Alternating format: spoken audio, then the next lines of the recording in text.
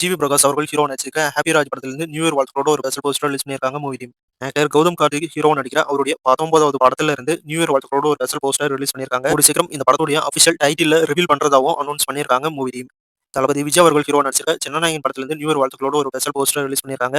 அது மட்டும் இல்லாம ஜனநாயகன் படத்துடைய அபிஷியல் ட்ரைலர் ஜனவரி 3 6:45 PM ரிலீஸ் ஆகும் அப்படின்னு அனௌன்ஸ் பண்ணியிருக்காங்க மூவி டீம். ஜனநாயகன் படம் ஜனவரி 9 பொங்கல் வீக்கெண்டுக்கு தியேட்டர்ல ரிலீஸ் ஆகுது. அது மட்டும் இல்லாம டைரக்டர் சுதா கொங்கரா டைரக்ஷன்ல சிவகார்த்திகேயன் ஹீரோவா நடிச்சிருக்க பராசக்தி படத்துடைய audio and trailer launch event ஜனவரி 3 நடக்குது. 2 பேருடைய படமும் பொங்கல் வீக்கெண்டுக்கு தமிழ்ல தியேட்டர்ல ரிலீஸ் ஆகுது. படம் ரெண்டுமே கிளாஸ் ஆகிறதுக்கு முன்னாடி 2 பேருடைய ட்ரைலருமே கிளாஸ் ஆக போகுது. படம் ரிலீஸ் ஆகி மோதிக்கிறதுக்கு முன்னாடி 2 படத்துடைய ட்ரைலரும் ரிலீஸ் ஆகி மோதிக்க போகுது.